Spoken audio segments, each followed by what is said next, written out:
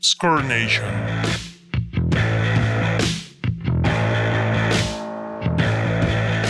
Hola, hola, ¿qué tal? Sean bienvenidos a este podcast, bueno, intento de podcast, Score Nation. Mi nombre es Eladio Quintero y me da muchísimo gusto saludarles en este nuevo espacio donde intentaremos, enseguida ya nos centraremos en la temática, pero hablar de deporte, hablar de mucho deporte, de personajes, de pasajes históricos, etcétera. Pero bueno, hoy entramos en materia. Antes que nada quisiera presentar a mi compañero, a mi amigo, con quien haremos esta dupla en este programa de Score Nation, Jorge Uriel Barba. ¿Cómo estás, Jorge? Muy bien, Yayito, un gusto estar aquí en este descongelamiento de Score Nation. 2 años en la congeladora estuvo esto, ahora con otra temática, mucho más preparados y creo que más centrados en todo esto, pero por ahí les iremos contando esta historia en alguno de los capítulos. Ya les contaremos después por qué en la congeladora, pero bueno, como les comentaba en un principio, pues este es un nuevo espacio donde hablaremos de deporte, donde hablaremos de diferentes pasajes históricos, personajes, temas relacionados al deporte, más que respondiendo, debatiendo, opinando sobre ciertas cuestiones que consideramos interesantes, esenciales, claro, con la participación de todas y todos ustedes, en un programa que buscaremos hablar de diferentes temas y pues trataremos de divertirnos, de platicar, de charlar al respecto, temas que consideramos, ya lo verán a lo largo del programa, en cada capítulo, temas que consideramos importantes, pero bueno.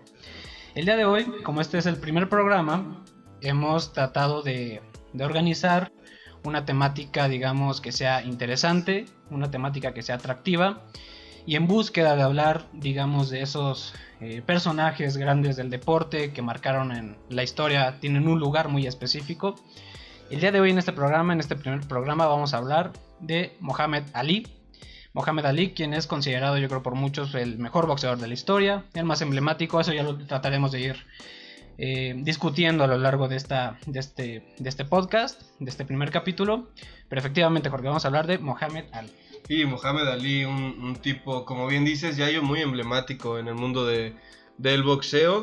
Y pues mira, para empezar el podcast hay que hablar sobre su nacimiento y sobre su primer entorno, digamos, en la vida. Muhammad Ali, un tipo que nació en un contexto de demasiada violencia y discriminación racial, Yayo. Exactamente. En aquellos años, digo, los problemas de la violencia racial no siguen existiendo en los diferentes contextos. En México pues tenemos mucho de qué hablar, ¿no?, al respecto, sí. Pero bueno, en este caso, como vamos a hablar de Muhammad Ali, es esencial, es fundamental hablar de las cuestiones raciales que se vivían en Estados Unidos. Al fin y al cabo es algo que lo marca, o sea, a pesar de que, como bien dices, hoy en día se sigue viendo y los deportistas como figuras públicas y como ponerlos en un ejemplo nada más, siguen teniendo este tema, pero no ha habido alguien que lo haya vivido de tal manera y que lo haya sobrellevado y sabido de la expresión más bien, ¿no?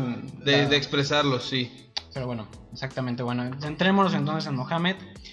Muhammad Ali pues nació en Kentucky, en Estados Unidos, y como se los mencionamos, pues nació en un contexto muy violento, en un mundo donde existía una gran separación entre donde se podía encontrar una persona blanca, una persona afroamericana, donde había una gran diferencia en esta sociedad. Estaba totalmente dividida, una sociedad donde había tiendas para personas blancas, tiendas para personas negras, donde todo estaba dividido, había diferentes avisos, había diferentes señales, bardas en las diferentes locaciones de las ciudades donde separaban a las comunidades, ¿no?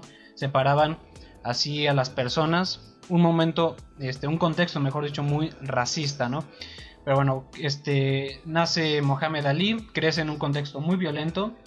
Y por ahí se cuentan varias historias, ¿no? Se cuentan varias historias de cómo fue viviendo estas experiencias racistas. Sí, como pues el contexto violento lo terminó permeando tanto que lo termina haciendo violento a él. Entonces, esta violencia que a lo mejor en un principio, cuando él era niño, joven, no estaba encaminada a algo, pues la logró encaminar un poco hacia el deporte, ¿no? Sí, por ahí se hablaba en las diferentes historias. La más famosa, lo que más se escucha es la de que un día le robaron su bicicleta, le quitaron su bicicleta, él se molestó mucho y hablaba de que quería golpear, quería pues sí, vengarse, ¿no? De quien le había robado esa bicicleta. Él era muy joven todavía y es en ese momento donde empieza a mostrar ciertos ya dotes boxísticos, porque él se molestaba mucho, él peleaba, se peleaba en las calles, se peleaba en muchos lados. Ya iremos también destacando otros datos de su personalidad, pero sí, él ya mostraba esa digamos, esa esencia tan llena de coraje, sí, por lo que empieza a ser entrenado, ¿no? Sí, que es cuando Angelo Dundee, pues más bien nota en la calle sus peculiares capacidades para... No, ahí en ese momento no era para el boxeo, sino para pelear en general, para sobrellevar una pelea, que quien lo ha hecho pues debe de saber que es muy complicado sobrellevar una pelea, y lo encuentra Angelo Dundee y lo empieza a encaminar ya al mundo del boxeo, donde desde muy joven comenzó a conseguir triunfos, ¿no, Yayo? Comenzó a conseguir triunfos. A ver, destaquemos una situación, vayamos a la primera situación, creo que fuerte en la historia de Mohamed, ¿no? Fue un boxeador que efectivamente fue identificado por ciertos dotes, por Dundee, y aquí hay que pensar primero, creo yo, qué peso tiene que su primer acercamiento a lo profesional, su primer acercamiento a este mundo del boxeo, ya en un plano superior, por así decirlo. Sí, en un plano ya profesional, ¿no? Sí, ya con un entrenamiento, con rutinas, obviamente, con un entrenamiento específico, guiado por un coach. Fue en los Juegos Olímpicos de Roma 1960, donde ahí fue su primer lapso profesional. Ahí fue su primera etapa profesional. Tenía 18 años en ese Era momento. muy joven, tenía 18 años, y estamos hablando de un boxeador que en su primer acercamiento a esa edad ya había ganado en esos Juegos Olímpicos la medalla de oro para Estados Unidos, él representando a Estados Unidos, claro. Una medalla de oro conseguida por un boxeador que su primera etapa en lo profesional fue unos Juegos Olímpicos. Creo que eso puede ser hasta un indicio, ¿no?, de entender en la historia qué iba a ser Mohamed. Sí, creo que esta medalla de oro, Yayo, como lo mencionas, termina siendo el primer ladrillo, ¿no?, de todo lo que construyó este tipo, un tipo genial arriba del cuadrilátero, y lo empezaba a mostrar ahí, que en su peso completo, porque toda la vida fue un peso completo, un tipo muy bueno para a la hora de subirse al ring, y ahí iba demostrando un poco lo que venía a ser el futuro. Exactamente, y bueno, surge esto de los Juegos Olímpicos, y llega, digamos, a ese momento tan temprano, su primer gran serie, por así decirlo, su primer combate recordado, que era contra nada más y nada menos que Sonny Liston, uno de los boxeadores ya veteranos, pero que todavía está en un gran momento. En ese momento todo el mundo le temía, se hablaba mucho de eso, ¿no?, de que cualquier contrincante le temía a Sonny Liston, y el primer combate, que fue donde consiguió sus primeros campeonatos, fue contra este boxeador. Fue un combate donde hubo muchas controversias, donde hubo, y lo principal, lo más importante, que fue la primera serie de Mohamed, y fue fueron dos peleas que se pelearon que sucedieron en esta serie, las dos las ganó. Sí, Sonny Liston, un tipo 11 años más grande que Mohamed Ali. Mohamed Ali ya para ese momento ya tenía 22 años, pero la primera pelea fue en 1964, y Ali fue la primera pelea donde es conmemorativo el estilo de Mohamed Ali, donde Mohamed Ali empieza... Ya deja una marca, ¿no? Sí, empieza primero con el trash talking, diciendo que es el mejor del mundo. Que explica más o menos. El trash talking es como ese...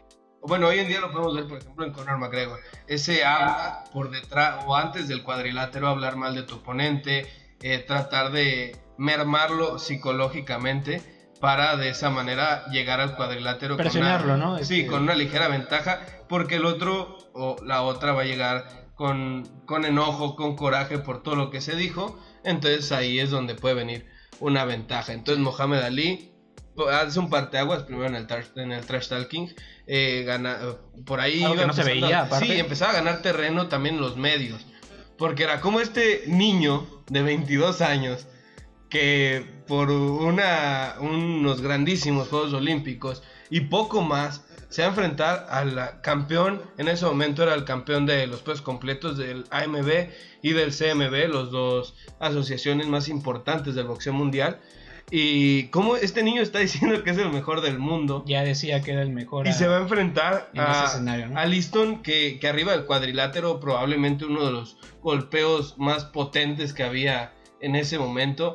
Un tipo sumamente fuerte y muy bien dotado físicamente. Era un tipo con espalda muy ancha y los pectorales muy bien marcado, y nadie esperaba que Mohamed Ali pudiera obtener semejante victoria, Yayo. Sí, totalmente. A ver, ya hablamos entonces de esos primeros acercamientos al triunfo, que, a ver, con el paso del tiempo y luego uno ve las entrevistas de Mohamed, lo que hacía en el trash talking antes de las peleas, todo eso, él ya enmarcaba siempre, yo soy el mejor, ¿no? Él siempre hablaba de, yo soy el mejor boxeador ya de la historia, no hay otro arriba, superior a mí, no hay otro arriba de mí. Y en justamente yo creo que hay una gran relación, en mi opinión, entre ese estilo de pelea que él tenía, con por qué se siente el mejor a que hoy.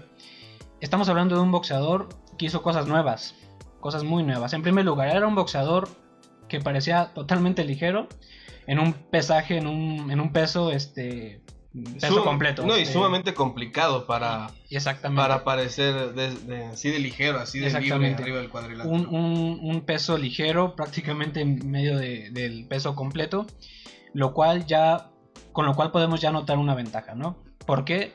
Luego vemos cómo peleaba, vemos cómo se comportaba en el ring, y estamos hablando de un boxeador que él de alguna manera innovó la técnica en el boxeo y que no se ha visto después en nadie más. No dudo obviamente que haya ya una escuela, ¿no?, que haya sido aprendida en muchos movimientos, pero como él lo hacía, no. Y estamos hablando de su técnica, estamos hablando de las técnicas que él me imagino se ideaba en la cabeza y lo llevaba a la práctica en el ring, que eran dos principalmente, y que justamente en esa pelea contra Sonny Liston, bueno, en esa serie, las podemos ver en su máxima expresión. Claro, lo desarrolló a lo largo de su carrera. La primera, el Ali Shuffle. ¿De qué consistía el Ali Shuffle?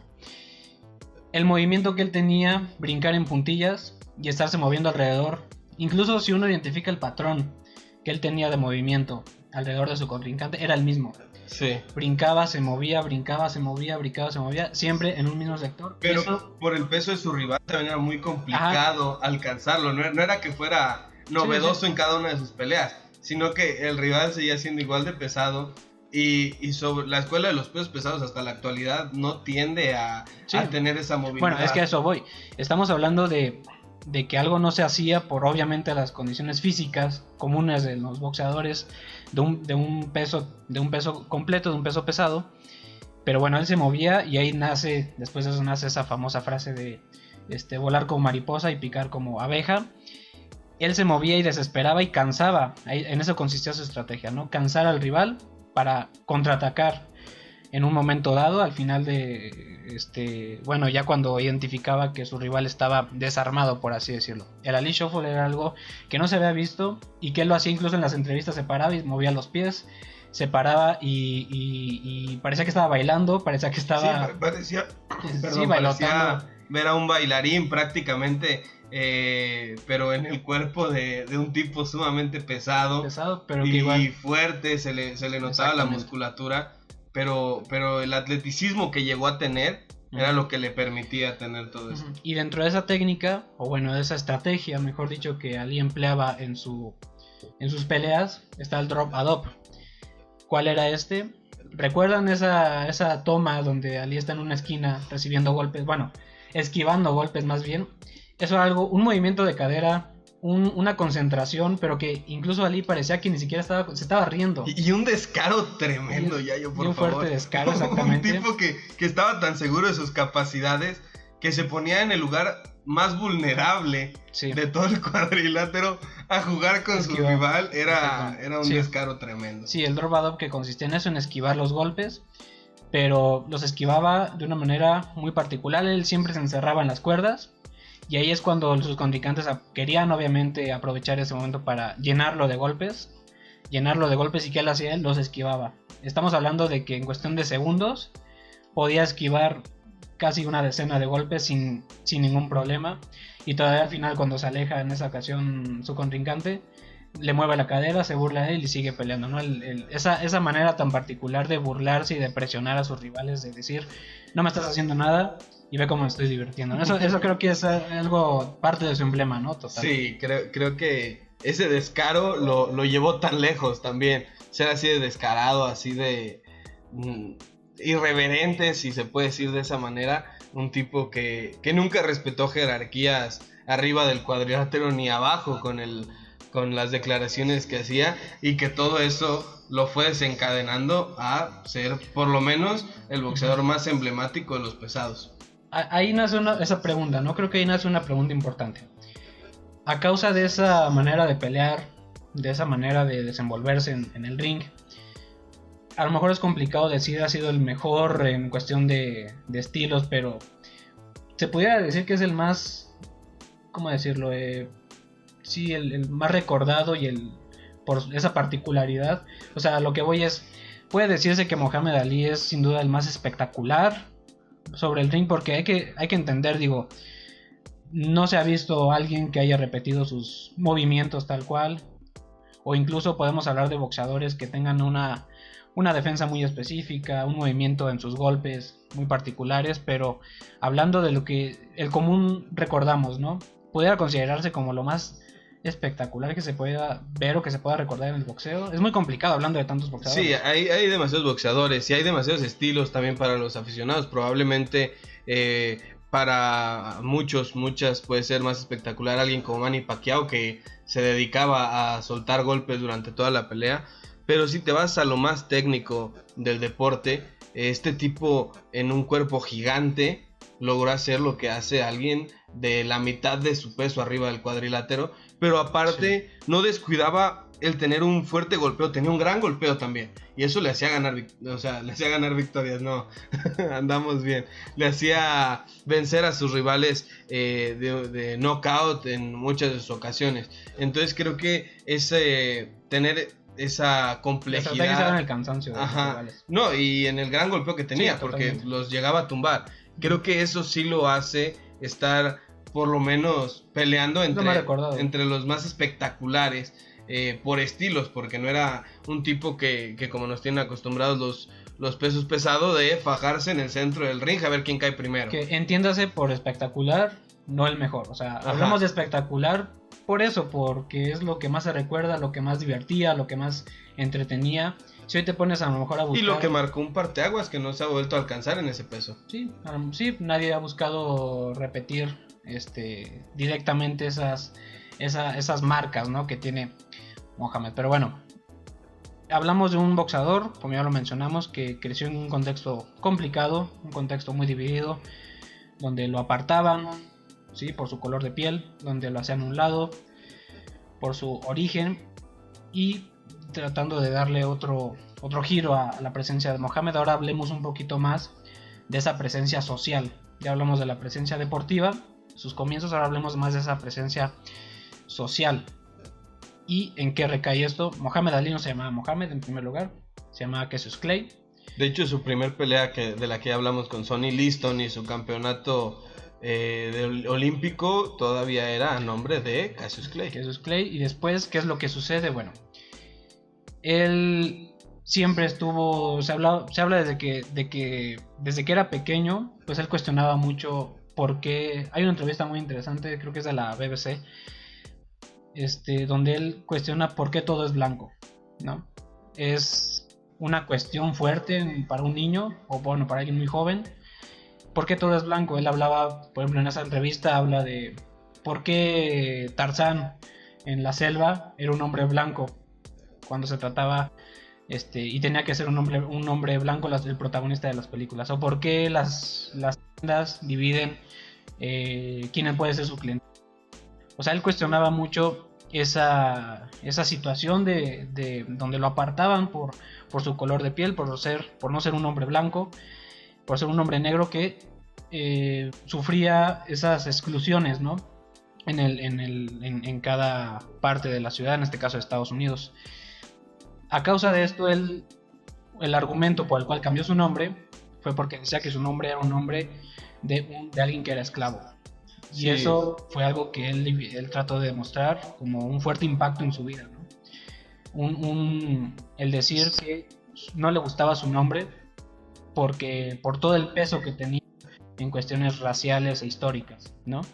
Era algo que ya a lo mejor te comienza a hablar de por qué era como era en el boxeo, por qué era como era en ese espacio deportivo donde ganaba el más fuerte, donde ganaba el más violento, se pudiera decir, ¿no? Donde se evidencian mucho coraje. Sí, de hecho, si te fijas, Yayo, para dar ese discurso tan fuerte, porque es un discurso muy fuerte el que da Muhammad Ali, se espera a ganar su primer gran pelea con Sonny Liston, y ya teniendo el foco del público en general, de los medios de comunicación, es cuando él empieza a decir que no le llamen Cassius Clay, que primero era Cassius X.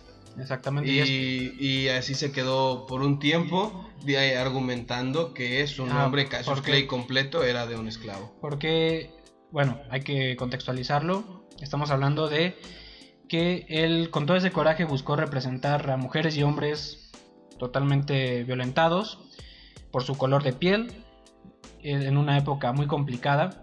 Entonces él, en búsqueda de romper esas barreras y esa representación de ser alguien que nació como un educado bajo el cristianismo, él, ¿qué es lo que hace? Se relaciona con gente importante del momento. Ya mencionabas por qué se ponía X en su nombre. Bueno, pues porque uno de sus amigos, una de las personas con las que se relacionó, fue Malcolm X, un representante, alguien que discutía, que buscaba hablar de por qué existía tanta injusticia para las personas afroamericanas, por qué existía tanta injusticia, alguien que era representante de su comunidad de una manera muy fuerte, claro, desde la voz, una lucha desde la voz, desde los discursos, pero que movilizaba a las masas, ¿no? Bueno, Mohamed, en búsqueda de romper con estas barreras y de tratar de resolver las cosas y de gritar, de decir lo que estaba mal, se relaciona con él. Malcolm X era representante de la nación musulmana en Estados Unidos, que era dirigida por Elijah Muhammad, y posteriormente empiezan a hacerse amigos, empiezan a tener una relación muy cercana, empiezan a viajar a otros lugares, no solo en Estados Unidos, llegan a ir a África y buscan siempre hablar de lo que quieren representar, de las injusticias, de todo esto. Y posteriormente, por diferentes problemas, se va Malcolm X de la nación musulmana. Después lamentablemente es asesinado. Y Mohamed se queda y es rebautizado con ese nombre de Muhammad Ali por este representante, Elijah Muhammad. Es rebautizado y eso ya significa un rompimiento fuerte, ¿no? Un rompimiento muy fuerte por lo que representa el quitarte tu propio nombre y obviamente hacer honor, por así decirlo, y tener otro significado desde lo que significaba llamarte Muhammad Ali en una situación muy, muy complicada, en donde su nueva religión, en donde desde el Islam pues buscaba la paz, ¿no? Buscaba socializar con paz, socializar con mayor armonía con la sociedad, pero donde se visibilizaba la comunidad de personas blancas como alguien inferior incluso a las personas negras. Fue como ese primer discurso, ni siquiera de paridad, porque este discurso de Malcolm X y de Elijah Muhammad era más a enaltecer las virtudes de las personas negras y con esto pues hacerlas visibles, ¿no? Ante una sociedad que era totalmente, como el mismo Muhammad Ali lo dijo, totalmente dirigida hacia personas blancas, en el que se veían nada más los beneficios de estas personas y el por qué las personas negras no tenían esa misma visibilidad. Fue lo que termina motivando a Malcolm X a ser un hombre de cambio en esta sociedad y que aprovechó Mohamed Ali su ojo en el mundo, en el público, para también replicar estos discursos e intentar de alguna manera que su comunidad, que había sido segregada, pues pudiera enaltecerse un poco, ¿no? Sí, pudiera enaltecerse. Bueno, es algo de resaltar esto, ¿no? Que la cuestión central, una de las cuestiones centrales estamos hablando de un boxeador que representaba en el ring ideales, que representaba un peso social fuerte, que representaba a muchas voces silenciadas, apartadas, calladas, por una sociedad muy racista. Incluso digo, como se dijo, pues sigue siendo vigente estas cuestiones. Cada país, cada región del mundo tiene sus problemáticas, pero bueno, en aquella época pues era peor porque estaba prohibido ser de ciertas características físicas, prohibido ser de cierto origen, ¿no? ¿Y qué es lo que sucede posteriormente? Mohamed Ali vive todo este proceso de cambio, vive todo este proceso de rompimiento con sus orígenes, incluso, o al menos él así lo visibiliza al quitarse su nombre, y llega esta problemática que generó otros movimientos sociales, como lo es la guerra de Vietnam. En 1967 él fue convocado para ir a pelear por Estados Unidos a Vietnam. ¿Y qué es lo que hizo él?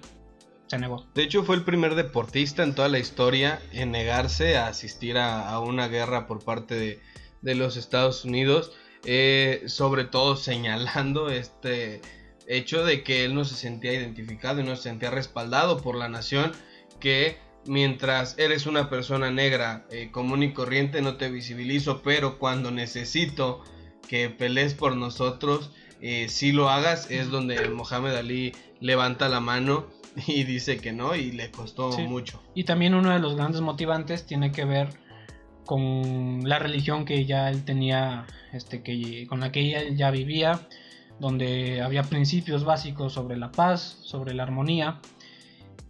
Y parte de esa negación es cierto. Una fue esa negar su identidad y negar que lo quieran incluir, resaltando las injusticias y que no había un mérito, ¿no? No identificaba ningún mérito como para ir a representar un país que lo segregaba.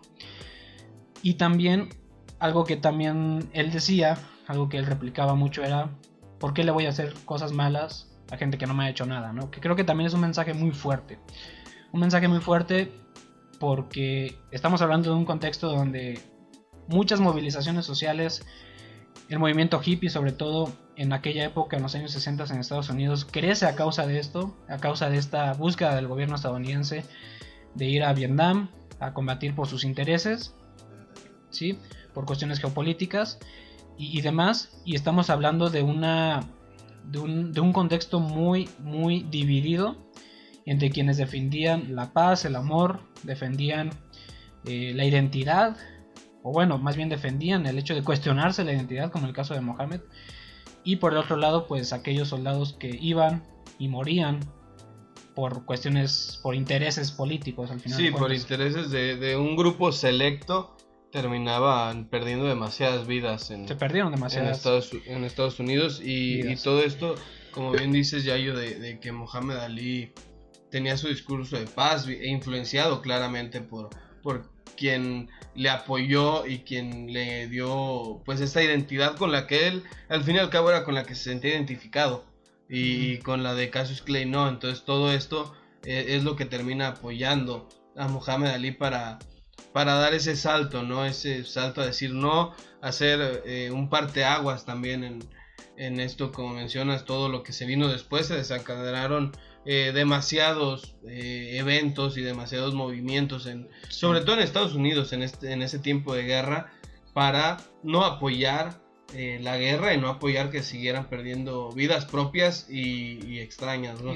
Y donde las luchas dejaron de ser esas luchas ya no fueron con armas, fueron con voces, fueron con arte, fueron con música, y en este caso fue con el deporte, que es ahí donde cae esta cuestión de, bueno, Mohamed Ali hablaba de por qué lo excluían, y creo yo en lo personal que mostraba arriba del ring ese coraje, ese enojo ¿no? Y por eso es que insultaba a sus rivales. Muchas veces hubo ocasiones en las que fueron insultos en cuestiones raciales, donde enfrentaba a boxeadores afroamericanos a los cuales insultaba porque les decía que eran demasiado serviciales, demasiado amigables con los blancos, lo cual es muy fuerte también. Entonces es ahí donde se empiezan a identificar donde Mohamed empieza a llevar esta lucha más allá en el deporte, ¿no? Donde empieza a formarlo o a hacerlo que se identifique fácilmente ahí, que forme parte de estos combates en el boxeo. Ahora, estamos hablando de que se niega a ir a Vietnam. ¿Y qué significó esto? Pues significó ir a la cárcel, una multa económica. Fue 3 años a la cárcel, lo multaron, creo que eran alrededor de $10,000. Fue lo que le impusieron.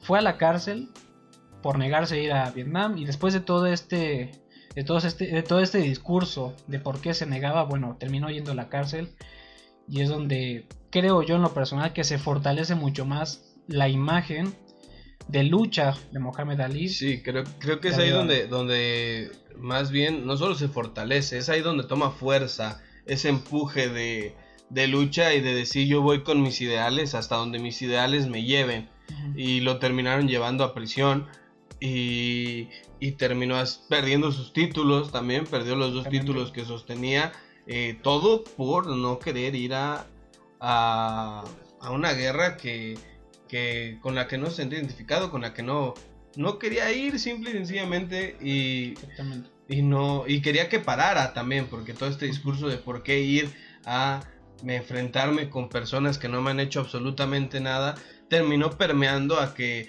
muchas personas, sobre todo personas negras, decidieran no ir porque tampoco se sentían identificados con la nación, y muchos también terminaron con problemas tanto económicos y en prisión. No, en general había una visión muy clara, ¿no? Esto es cuestión del gobierno, esto es cuestión política, nos están metiendo en una guerra injusta, y eso es lo que se discutía desde las diferentes trincheras, pero que parte de esa división, la parte que se oponía a esto, pues coincidía en eso, ¿no? En cuestionarse, en tratar de negarse, aunque muchos no lo hicieron evidentemente, pero consistía en eso, en marcar una fuerte división, una fuerte diferencia entre quienes opinaban totalmente lo contrario. Ahora, llega a la cárcel, y deportivamente hablando, allá hay, digamos, si ya hablamos de que podemos pensar que se fortalece esa imagen de Mohamed por ir a la cárcel de forma injusta, pues bueno, deportivamente hablando, pues perdió con su continuidad, dejó de entrenar alrededor de 3 años,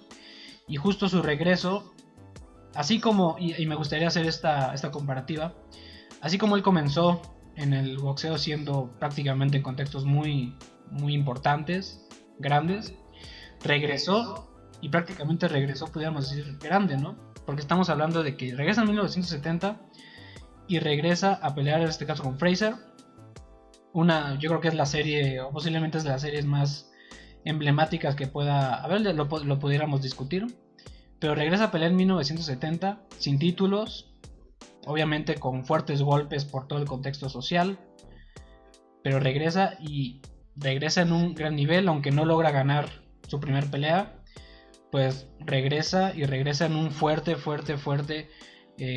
digamos una fuerte forma. Sí, pues física. Termina llevando la pelea contra Frazier a decisión dividida, ¿no? Y ahí es donde la termina perdiendo.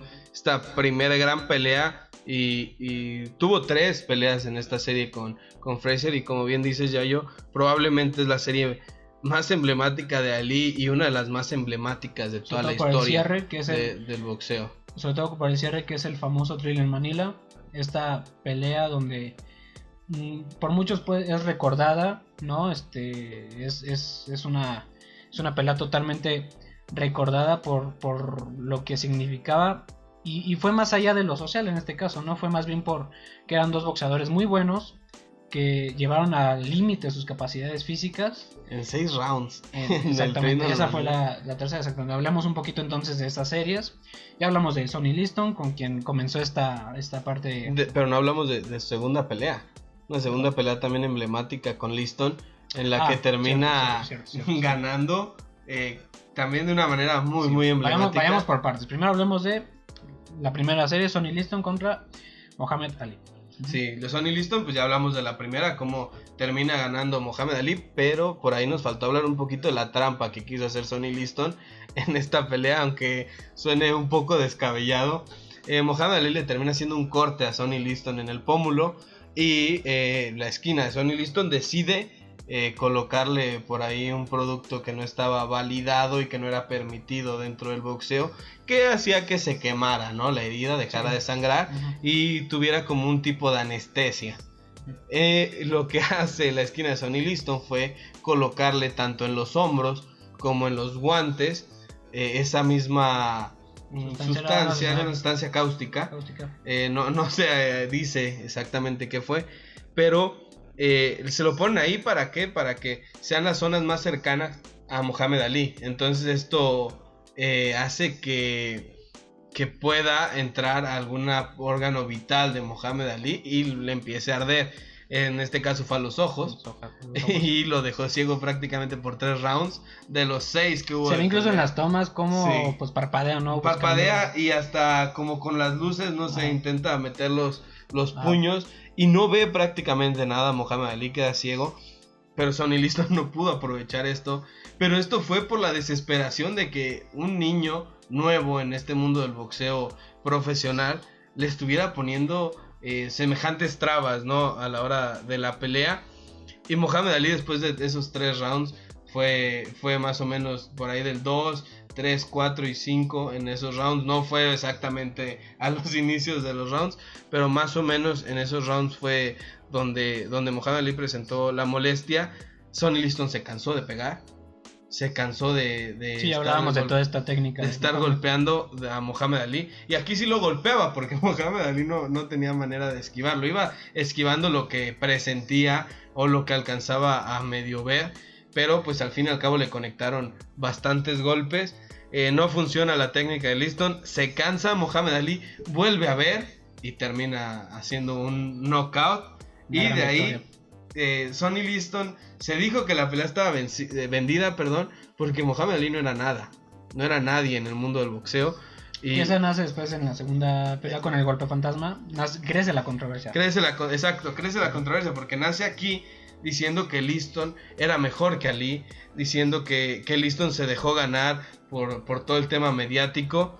Y se viene la segunda pelea, una pelea de un parpadeo y se acabó. Sí, bueno, el famoso golpe fantasma, que si no recuerdan cuál es o nunca lo han escuchado, bueno, es en medio del combate, no recuerdo el round, ¿era el primero? En el primer round. Estamos hablando de que se estaba desarrollando el combate, obviamente con cada uno con su técnica, cada uno con su presencia, con su estilo, y nace ahí el golpe fantasma. ¿En qué consistió? Básicamente en un golpe que no captaron bien las cámaras, porque fue un movimiento, pareciera incluso muy como instintivo, ¿no? Un poco. Pudiera decirse exactamente, donde agacha un poco la cabeza Liston y en ese lapso suelta un golpe. ¿Sí me estás viendo? Sí. Suelta un golpe. Mejor explícalo, creo que... Sí, nos están viendo. Suelta un golpe donde impacta en el rostro de Sonny, y eso es suficiente para que él cayera. ¿Dónde nace la controversia? Bueno, en que se pensaba en cómo un golpe, ya cuando se pudo ver mejor, cómo un golpe tan aparentemente débil y tan temprano en la pelea, y tan temprano tumbó a Sonny, que venía siendo todavía, ya era la segunda versión de esta serie, pero el segundo capítulo, pero venía siendo pues el gran contrincante. Como un golpe así de un joven, de un alguien que no tiene experiencia, por así decirlo, lo terminó tirando. Es ahí donde nace esa controversia, donde se hablaba, mejor dicho, de que tal vez fue por miedo, tal vez sí vendió la pelea, porque alrededor de Sonny había muchas cuestiones que no se esclarecían mucho, que estaba relacionado con la mafia, que era más bien un títere en las apuestas, ¿no? Que le decían cuando ganas, cuando pierdes. Entonces siempre estaba inmiscuido desde el papel, claro, desde los medios de comunicación en esa posición. Entonces eso incrementó este pensamiento, ¿no? De cómo en esta pelea bien la pudo vender, bien se pudo ir por miedo, por lo que presentó Mohamed en la primera. Hubo muchas cuestiones que no se resolvieron, pero bueno, yo en lo personal creo que evidentemente Mohamed sí lo superó físicamente, lo tiró, totalmente fue una cuestión válida, pero bueno, se habla de otras cuestiones. Sí, es que en esa pelea, Yayo, como lo mencionas, se ve como Liston tira el golpe, Mohamed Ali lo esquiva, y ahí es donde tira el contragolpe, pero si lo vemos en cámara lenta, se alcanza a ver como la cabeza de Liston sí hace un movimiento extraño. Uh-huh. Entonces todos quedaron perplejos ante esto. Fantasma. Y Liston se levanta, o sea, no cae ahí, Liston se levanta. El referee va a la esquina de Liston, porque la esquina de Liston ya lo vio mal, a parar la pelea. Y cuando voltea el referee, Ali sigue golpeando a Liston, y es cuando ya llega y dice, ya hasta aquí, se acabó. Una pelea muy rápida y también muy emblemática por todo lo que significó este inicio del camino. Fue su primer Mohamed Ali. Fue su primer brinco a lo profesional. Y fue su primer pelea como Mohamed Ali, porque la anterior había sido todavía con el nombre de Cassius Clay. Exactamente, y sí, fue importante y fue el comienzo, ¿no? del emblema. Ahora, pasemos después a otra gran serie, que fue la de Floyd Patterson. Otra que también dejó una gran expectativa, porque yo creo que si obviamente hablamos de boxeadores que tengan sus series, ¿no? En nuestro contexto mexicano, las de Pacquiao contra Márquez, ¿no? O las de Triple G contra Canelo, lo más reciente. Bueno, pues en aquella época lo más visto, lo más recordado tal vez, esas son las series de Mohamed Ali, ¿no? Y la segunda fue contra Patterson. Sí, en esta pelea, sobre todo la primera pelea, la segunda perdió mucho foco. Sobre todo porque hubo 7 años de diferencia entre una y otra. Patterson ya estaba en una etapa pues ya final de su carrera, pero la primera pelea con Floyd Patterson va enmarcada a este hecho de que Patterson le decía a Mohamed Ali que su nombre era Cassius Clay, que no era Mohamed Ali, y pues ambos intentaron con el trash talking como entrar a la mente del otro, pero en la pelea Mohamed Ali fue muy superior, muy superior. De hecho le repetía muchas veces que le dijera cuál era su nombre, que le dijera cuál es mi nombre, era lo que repetía Mohamed Ali, mientras apabulló y no quiso noquearlo hasta el 10º round para que generar como un escarmiento, era como la idea que tenía Mohamed Ali. Sí. Hasta después se dijo que Floyd Patterson peleó con una hernia discal que pues termina mermando mucho su físico, ¿no? para la pelea, pero Mohamed Ali pletórico en esa pelea, probablemente una de las peleas con mayor diferencia ante su rival, por el tema físico de Patterson, pero también por este coraje y este odio que tenía Mohamed Ali, sobre todo ante su nombre, y que su rival se lo estuviera repitiendo durante tanto tiempo lo hizo explotar. Sí, la primera que fue en el 65, y después pasaron varios años para que se diera el segundo capítulo de esta serie, de este combate, en el 72. Y luego viene, ya hablábamos, ya dimos una especie de introducción emocional incluso por lo que representó estos combates contra Frazier, ¿no? Estos combates que dieron de qué hablar siempre. La primera, el peso que tuvo en el 70 cuando Mohamed regresa de la cárcel, cuando Mohamed regresa de estar en prisión y regresa sin sus títulos, regresa después de mucho tiempo de estar inactivo, y regresa a la que posiblemente fue la mejor, para mí, al menos yo así la recordaría. Si me hablan de todas las que tuvo Mohamed, la primera que voy a recordar es contra Frazier. ¿La 1? No, hablo de la serie completa. ¿La serie completa? Aunque si hablamos por capítulos, bueno, la Thriller Manila creo que es la más emblemática, pero ahorita hablaremos de esa. Donde regresa Mohamed Ali, ya lo destacábamos, regresa desarmado en muchos sentidos, pero sucede una gran pelea, ¿no? Se da en 1970, después la segunda, 4 años después, y un año después, en el 75, en Filipinas, en medio de tanto calor, en medio de condiciones climáticas muy distintas obviamente a las que ambos estaban acostumbrados. Exactamente, Un calor, se hablaba de un calor sofocante, un calor que prácticamente era pelear en el infierno, ¿no? Así lo decían. La Trilla en Manila, que a mi parecer es la pelea más emblemática. Pregúntale a cualquier, aunque no seas aficionado del box, pero sí tengas una noción de lo que fue Mohamed en cuestión de estos pasajes históricos del deporte, esa es clave, ¿no? ¿Por qué? Bueno, pues porque básicamente fue una pelea donde los dos se desgastaron, los dos llegaron al límite físico, y algo que tomó mucho revuelo y que se hizo pues sí, ha sido muy recordado, cómo se encontraba cada uno antes del séptimo round, donde se termina el sexto, llegan a sus esquinas, y ¿qué es lo que hace Fraser? Tira la toalla, ya no puedo más, estoy... Y pues ni siquiera iba a la mitad del sí, combate. No, y en esos tiempos los combates podían llegar hasta los 15 rounds en algunas ocasiones. Ajá. Entonces pensar que faltaban cerca de 9 rounds, una pelea muy pareja. Las otras dos terminaron en decisión dividida. Imagínense la paridad que tenían este par de boxeadores. Y llegar a una tercera, ya enganchados por sí, las peleas anteriores. Había sido una para cada lado. La primera para Fraser, la segunda para Mohamed Ali. Y llegar a esta tercera, enganchados, calientes, metidos en la pelea, como tú dices, condiciones climáticas, condiciones también del público, que no era el que estaban ellos acostumbrados a pelear en los Estados Unidos, y esto genera probablemente, como dices Yayo, la pelea más emblemática de Mohamed Ali, cuando Fraser decide tirar la toalla, y la declaración de Mohamed Ali, ¿no? Que dice que si Fraser no lo hubiera tirado, él lo hubiera tirado un segundo después, porque ya estaba a punto de hacerlo cuando le gana. Prácticamente lo que le ganó Fraser fue eso, en perder, ¿no? En quién perdía primero, porque sí, se hablaba de que los dos estaban a su límite.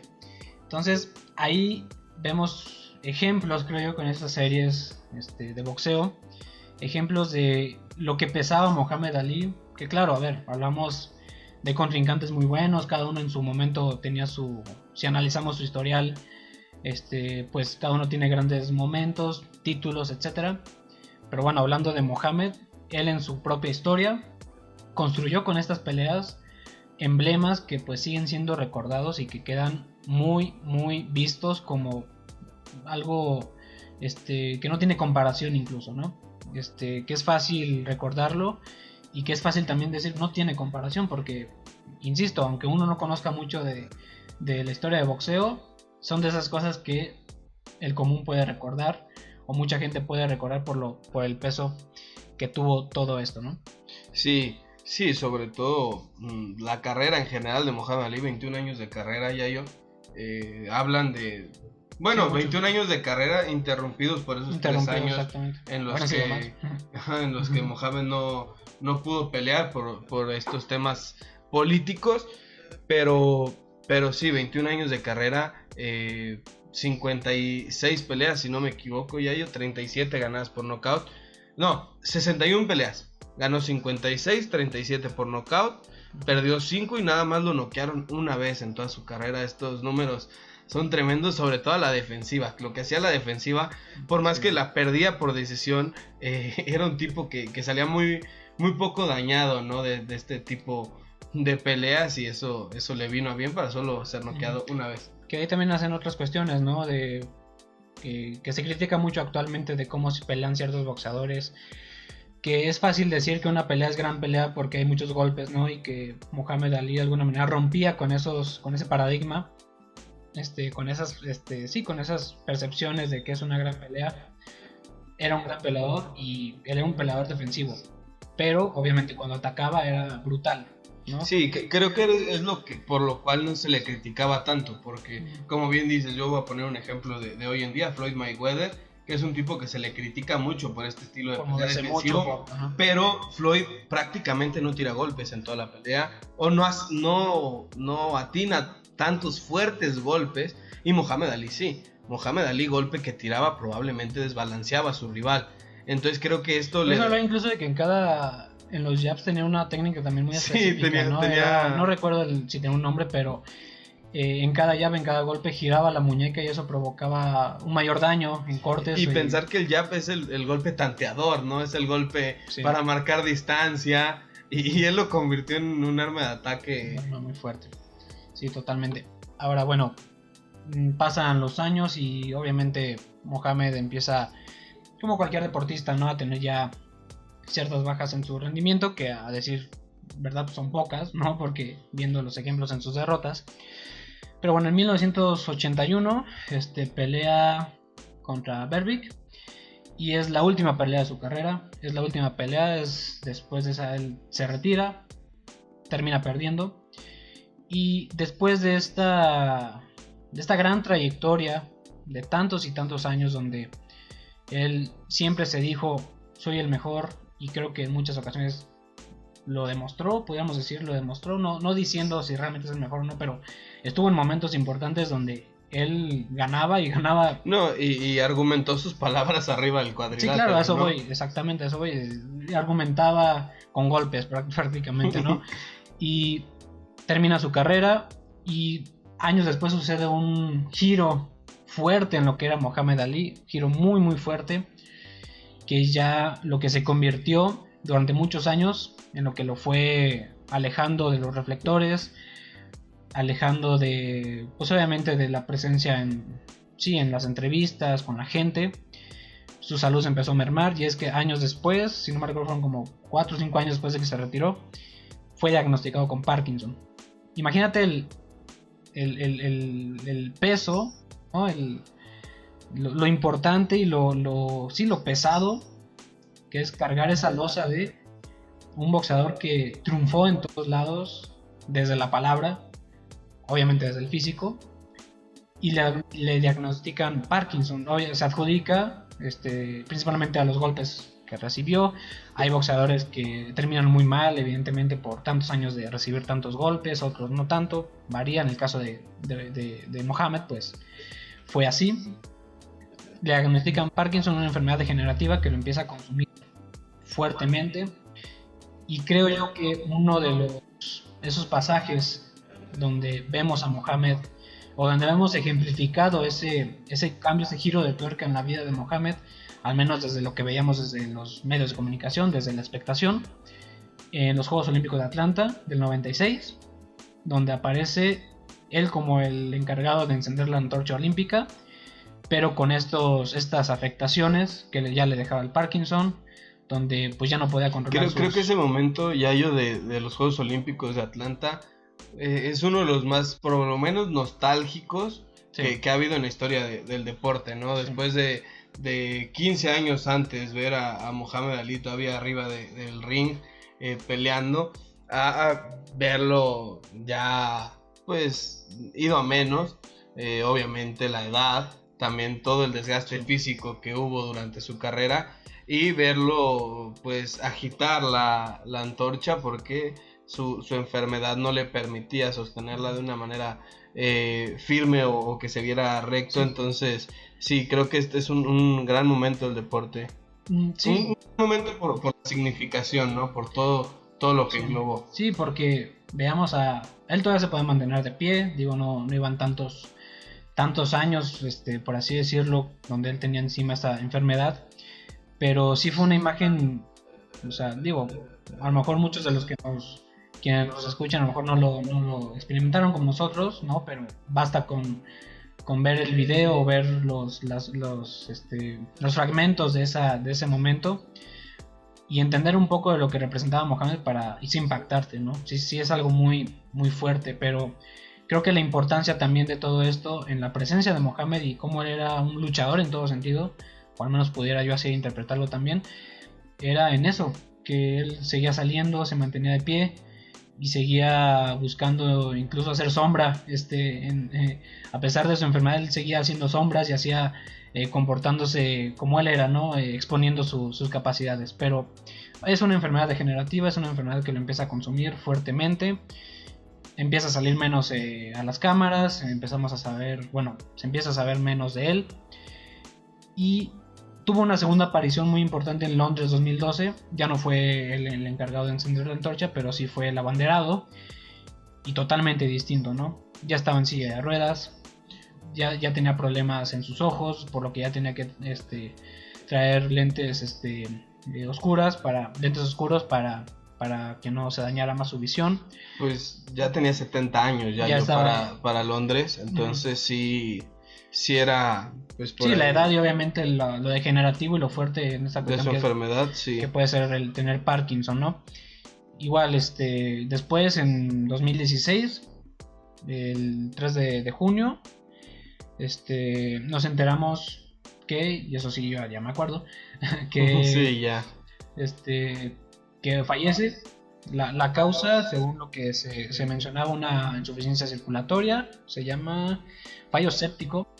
Es una insuficiencia circulatoria, lo por cual una infección por una infección, exactamente, por una bacteria, lo cual provoca, primero se hablaba, tengo entendido, de que fue un fallo respiratorio. Después se publicó la información que surgía como la verdadera, por así decirlo, en qué es lo que le había pasado. Bueno, fue ese problema circulatorio, y muere quien posiblemente para muchos era, o es, mejor dicho, ha sido el mejor boxeador que ha tenido el boxeo, lo cual es complicado, pero para alguien que ve boxeo de vez en cuando y entender un poco de la historia del boxeo, Muhammad Ali.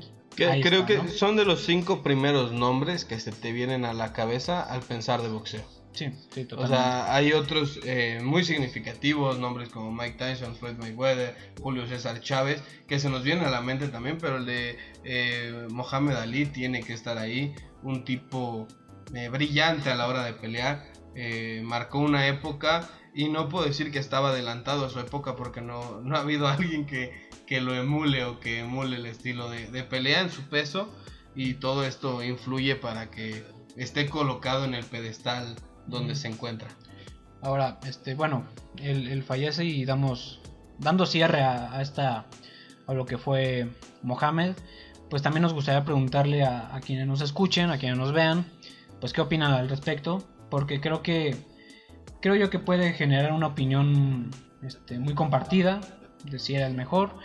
Yo no diría que es el mejor, creo que es complicado. Es complicado, hay estilos, porque también si nos damos solo estadísticas, pues el récord invicto de Mayweather va a ganar. Entonces creo que hay varios factores que pueden colocarse para saber si es el mejor o no, pero por lo menos, como digo, entre los 5 más afamados y de mayor renombre, más emblemáticos, tiene que estar. Sí, exactamente. Yo no lo colocaría como el mejor. Será complicado, obviamente, pero sí, a mi percepción, el más emblemático, por sus luchas sociales, por cómo llevó a cabo su capacidad física, por cómo él dejó en el ring cosas nuevas, con su manera de boxear, con algo único como lo era volar como mariposa y picar como una abeja, que se repetía mucho esa frase, ¿no? Que todo el mundo ubica.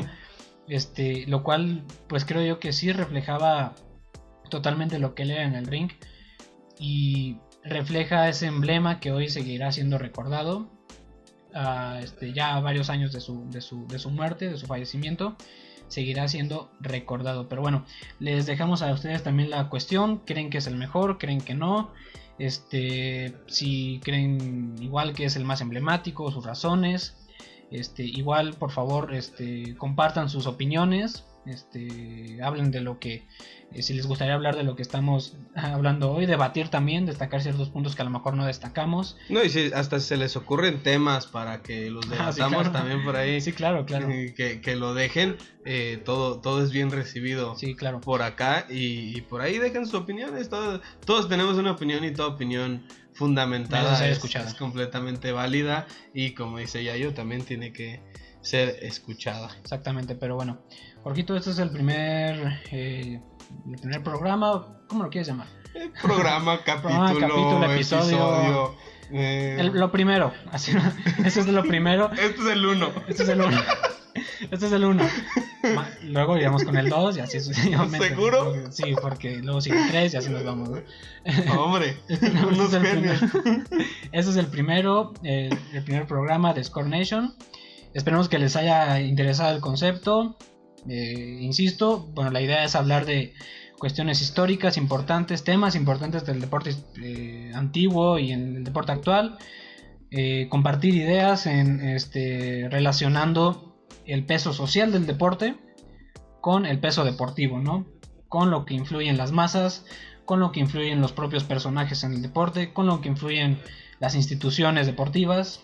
Ya iremos en el proceso de Score Nation, que se subirá semanalmente, discutiendo diferentes temas que sean de su interés, que consideremos nosotros también interesantes. Ya nos lo dirán ustedes qué opinan, pero bueno, esto ha sido la primera parte o el primer momento de Score Nation. Yo estoy muy feliz de haber iniciado ya con este proyecto. Como dijimos, estaba ahí detenido y muy distinto, con intenciones muy distintas. Sí, era lo que decía al principio, teníamos otro enfoque, éramos unos chavos de 18 años que recién en la universidad. Sí, estaban ahí intentando evolucionar grabando con un cartón en lugar de un tripié.